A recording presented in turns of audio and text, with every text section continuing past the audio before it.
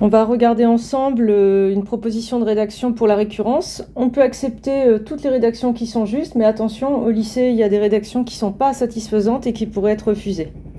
Je vais corriger et en parler pendant la correction. Donc A, il est figé par l'énoncé, c'est un réel positif formel, variable de R+, montré par récurrence cette propriété. Donc je vais baptiser cette propriété. Comment est-elle construite? C'est un booléen universel. Donc déjà, cette propriété, vous voyez, elle ne dépend pas de n. En fait, cette propriété, elle est construite avec le quantificateur pour tout. Et à côté, je vois un booléen de comparaison dont la valeur de vérité dépend de n a priori. Sauf qu'en fait, on vous demande de montrer que finalement, ça ne dépendra pas de n, ça sera vrai tout le temps. Du coup, moi, si je devais baptiser, j'ai compris qu'il y a deux propriétés. Celle qu'on me demande de montrer qui est universelle, qui ne dépend pas de n, et celle-ci. Donc je vais dire soit P ce booléen, pour tout n appartenant à n, 1 plus a puissance n supérieur ou égal à 1 plus na. Et je vais dire, pour n appartenant à n, soit P de n, l'autre booléen de comparaison, 1 plus a puissance n supérieur ou égal à 1 plus na. Avec ces notations, votre booléen P, il a la structure pour tout n appartenant à n, P de n. Du coup, quand au lycée, vous dites la propriété est vraie pour n égale 1, c'est un peu nébuleux. Vous parlez de quelle propriété? P? Auquel cas, ça n'a aucun sens, votre phrase. Parce que pour que P soit vrai, P ne dépend pas de n. Donc dire P est vrai pour n égale 1, c'est du aucun sens. Donc quand vous dites la propriété est vraie pour n égale 1, ça sous-entend celle-ci. Sauf qu'on n'est pas très sûr quand on lit vos rédactions que vous l'avez compris, ça. Donc moi, pour qu'il n'y ait pas de doute, j'aime bien que soient déclarées les deux propriétés, et puis désormais on ne dira pas la propriété, on dira P est vrai, mais ça on pourra le dire qu'à la fin, ou alors on dira P de 2 est vrai pour dire P de n est vrai pour n égale 2, vous voyez. Dans une récurrence, on commence par initialiser. On n'est pas obligé dans le supérieur de marquer initialisation, hein. Mais voilà, je le rappelle. Donc initialisation, c'est que vous voyez que ici, ça démarre à 0, la première valeur de n pour laquelle l'histoire commence. Donc on va déclarer n égale à 0, et donc là, il s'agit de mon n. Je vous rappelle que la variable n ici, elle est muette. Donc si vous dites n sans le déclarer, ça ne veut rien dire. C'est pas parce que vous le voyez dans l'énoncé que vous pouvez l'utiliser. La variable que vous pouvez utiliser qui est dans l'énoncé, c'est a. Lui, il est figé. N, il est muet. Donc c'est vous qui déclarez votre n, qui n'est pas celui de l'énoncé. Pas vraiment. Donc soit n égale à 0, point. On va montrer que P de 0 est vrai. Donc c'est un booléen de comparaison. Pour montrer qu'il est vrai, je vais aller observer la partie à gauche, puis la partie à droite, et je vais les comparer. Donc moi, j'observe que 1 plus a puissance n, c'est-à-dire 0, ça fait 1 plus a puissance 0, ça fait 1. Puisque je remplace n par son affectation. Et 1 plus na, avec n égale à 0, ça fait 1. Ainsi, P de 0 vrai. Parce que 1 supérieur ou égal à 1, donc P de 0 vrai. Et vous voyez, je ne dis pas la propriété est vraie pour n égale à 0, je suis précise. P de 0 vrai. Fin de l'initialisation. La deuxième partie d'une récurrence, c'est l'hérédité. Et l'hérédité, on ne vous l'a pas vraiment expliqué au lycée parce qu'il n'y avait pas le langage. L'hérédité, je vous l'ai mis dans le cours, ça consiste à prouver que pour tout n appartenant à n, je prends n parce que c'était l'ensemble de l'énoncé, P de n implique P de n plus 1. Donc c'est pour ça que vous retrouvez cet exo dans la section du implique. Et donc pour le rédiger, eh bien, vous allez utiliser les règles de rédaction que j'essaye de vous apprendre.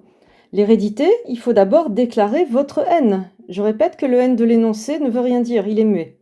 Donc là, j'attends une démonstration où vous commencez par soit n appartenant à n, puis vous allez utiliser les règles de rédaction du implique. Donc là, vous avez le premier booléen, là, vous avez le deuxième. Et nous, on veut le A implique B, donc vous allez supposer P de n vrai.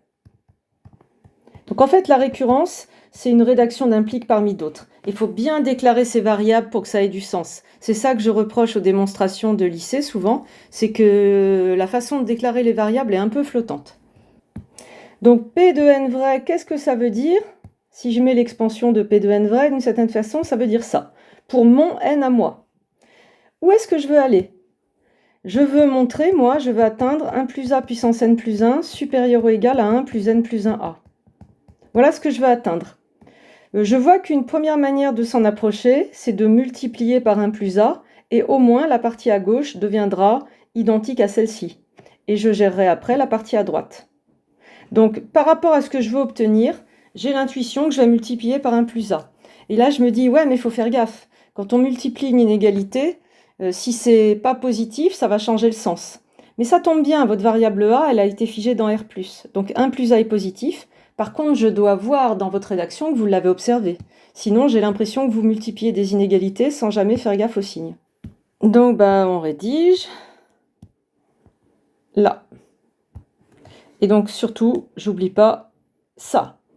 Je montre à mon lecteur qu'on a fait gaffe. Notre variable a réel positif, ça servait ici.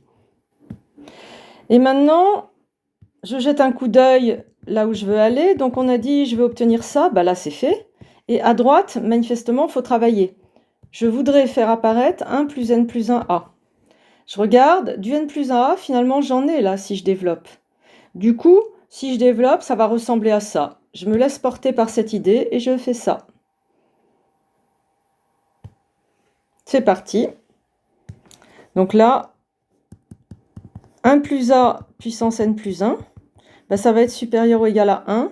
Je distribue na plus a n plus 1a et j'obtiens plus n à carré.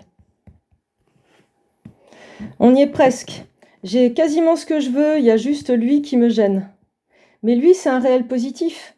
Donc en fait, j'ai la comparaison qu'on me demande, celle-ci, plus un réel positif. Vous comprenez bien que ça, c'est supérieur à 1 plus n plus 1a, et donc par transitivité, on a le résultat voulu. Il faut juste bien le rédiger. Vous remarquez aussi que je n'ai pas mis d'équivalence successive. On ne me demandait pas de prouver une équivalence, juste un implique. J'ai donc utilisé le donc par précaution. C'est parti pour la rédaction. On choisit les bons mots. N'oubliez pas que ça doit être un peu élégant. Or, n à carré supérieur à 0. Donc, cette quantité-là, ici, là, ça, que j'étais allé observer là, eh bien, elle est plus grande que ça, que je vais mettre en bleu clair. Quoique c'est peut-être pas génial pour vous sur l'écran. Donc, je vais changer de couleur et je vais la mettre en bleu plus foncé. Et du coup, si ce noir est plus grand que le vert et que le vert est plus grand que le bleu, eh bien le noir est plus grand que le bleu. C'est ce qu'on appelle de la transitivité. Et donc ça termine ce qu'on voulait, P de n plus 1 vrai, pour mon n que j'avais figé. Et après, il n'y a plus qu'à conclure, par théorème de récurrence, eh bien, P est vrai. Parce que P de 0 est vrai, et pour tout n, P de n implique P de n plus 1 vrai. Donc en fait, ça prouve que comme P de 0 est vrai, P de 1 est vrai, P de 1 vrai, P de 2 vrai, etc. Mais ça, vous voyez, je n'ai pas besoin de le raconter. C'était en première approche au lycée.